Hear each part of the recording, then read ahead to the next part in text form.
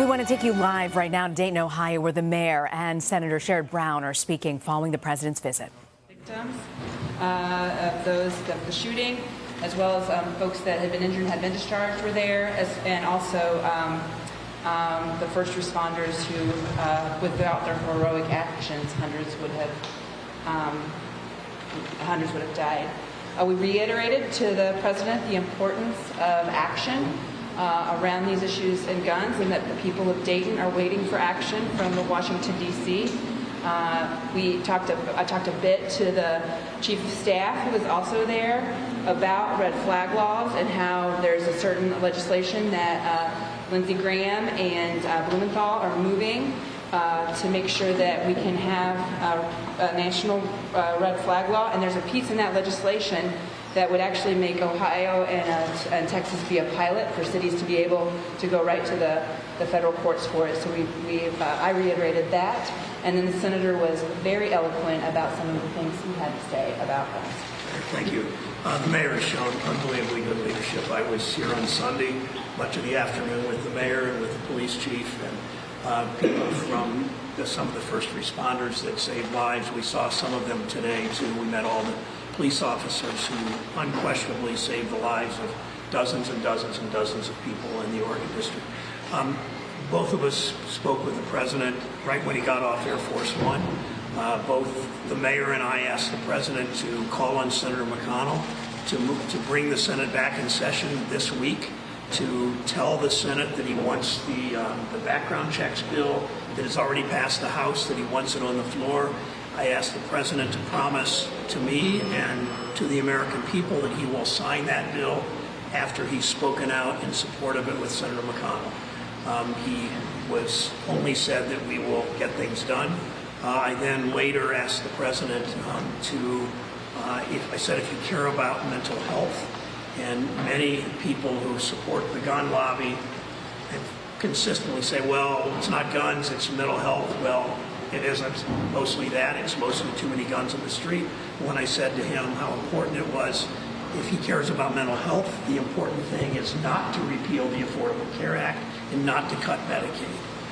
That is essential because Medicaid matters so much for people that struggle with mental health issues. The last thing that I said to the president before he left, we had just met with police officers in the hospital in a conference room, and the president said, we want to give honors and awards to these police officers. And I said, Mr. President, respectfully, in a group of, 20 or 30, 40 people, respectfully, the most important thing you can do for these police officers is take these assault weapons off the streets so they don't have to go up against those assault weapons when they need to take down a shooter, when they need to make an arrest.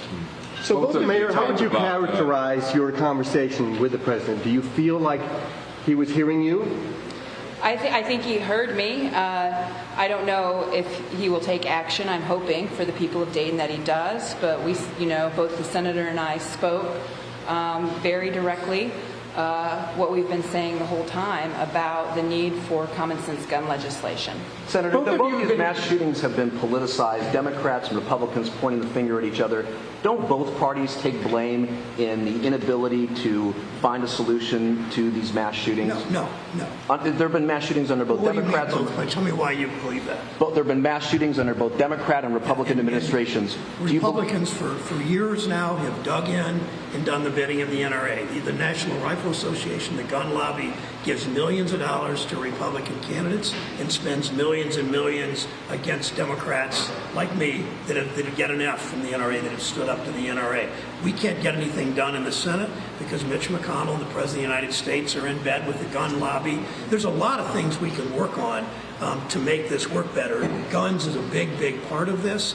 Certainly mental health services matter, but the same people that say it's mental health, it's not too many guns on the street, are the same people that try to cut Medicaid and the same people that try to repeal the Affordable Care Act. So be honest about this. Guns is a big part of this, and we have a whole political party in this country now, with the exception of Congressman Turner, I would add now, who's been on the right side, that's in bed with the gun lobby. You can call it gridlock, but it's because of that special interest group, that swamp that has a lock on the government. Senator, both you and the mayor have been critical of this president before. And in fact, you, Senator, initially, you were not going to meet with the president. You changed your mind. I'm just wondering, a lot of the American people feel as though we've been here before. We've heard all this before. We've been in this situation in the past. Did either of you hear anything at all that would lead you to believe that this time something might be different?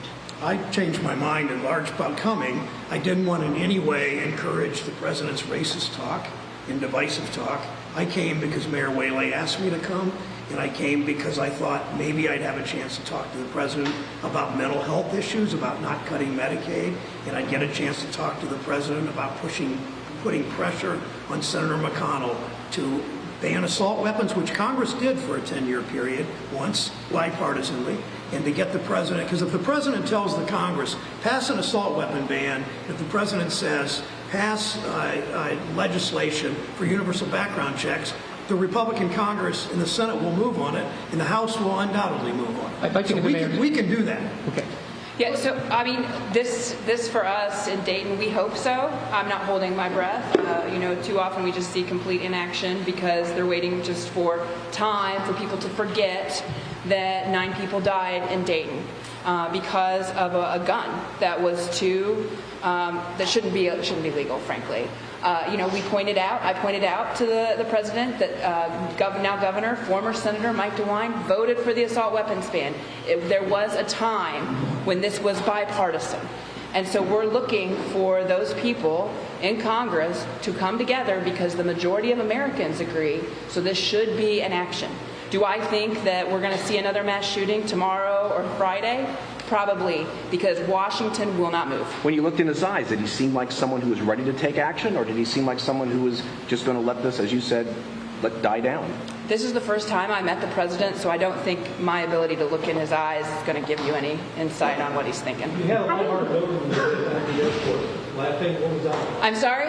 Did you have a lighthearted moment with him? You were laughing? No. I mean, the conversation at the airport was pretty brief. He was kind of moving pretty quickly towards us, and it was like, Mr. President, the city of Dayton and the people of Dayton really are looking forward to some action. That's what you can do to help us, is to get some action on common sense gun legislation. Did you specifically talk about his tone?